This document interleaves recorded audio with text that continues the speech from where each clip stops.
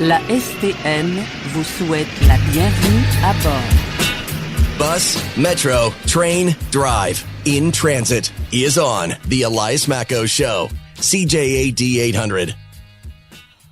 Robyn Flynn filling in for Elias Ohl this week with you until 12 p.m. Air Canada announced it's working with the Caisse de dépôt to get a bid into the high-speed rail construction.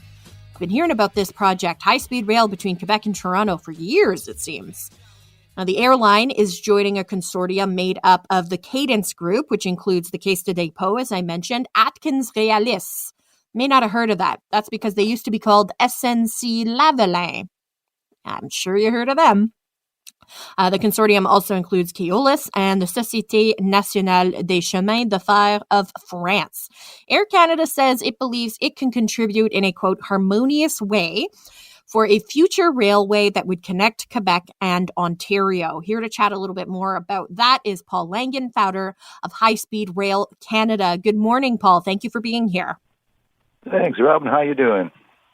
Very, very good. Now, when we're talking about high-speed rail exactly, let's sort of explain what that is and what the difference is between a high-speed rail network and the existing rail network that we have where people can, get a train on via rail and be in Toronto in like 6 or 7 hours. Sure, Robyn. And I think what the government is looking at is something called high-frequency rail. So it's in between kind of what we have now and what they have over in Spain and France with, going over 300 kilometers an hour. So this high-frequency rail is they're just taking some abandoned rail line, and they're building a lot of new track that's separated from the freight, and they're going to go around 200, 225 kilometers an hour. But the good news is they'll be going faster and quicker, not as fast and as quick as you can, but a lot better than we're doing now. So it's a bit of a surprise to me about this whole Air Canada situation, so I'm very glad you had me on. Yeah, I mean, Air Canada, they haven't been quiet about the fact that they've long been opposed to the idea of improving our rail network in Canada, especially if it's financed by public funds, because they view it as a form of unfair competition. Makes sense, right? If more people are taking the train, less people are flying, so that's going to cost them money. Do you think maybe they decided to get in on this consortium because they want a piece of the pie?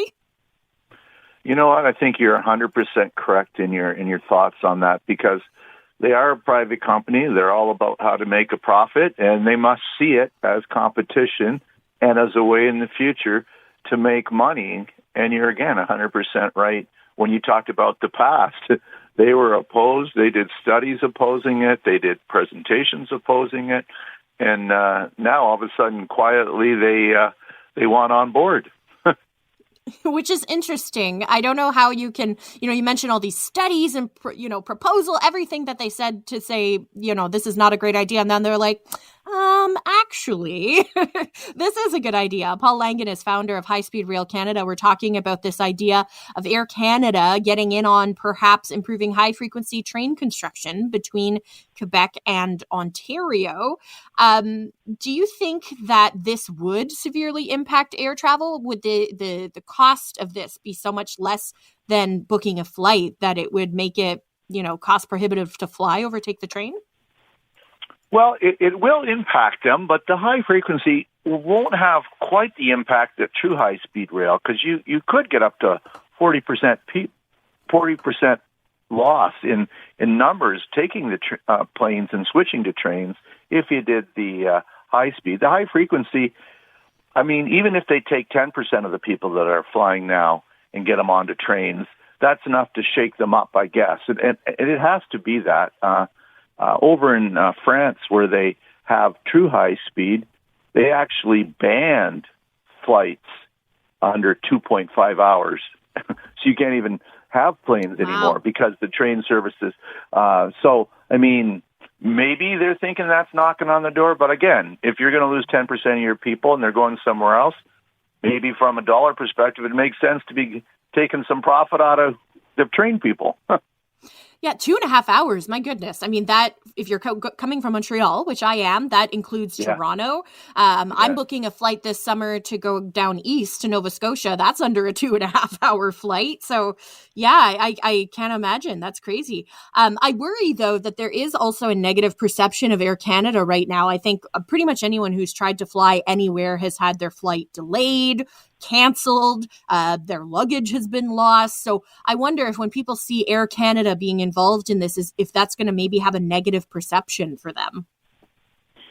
Yeah, of the three consortia, that Cadence one you mentioned, I just, from a optics standpoint, I'm not sure why Air Canada is wanted into this group. I'm not sure why this group wanted them.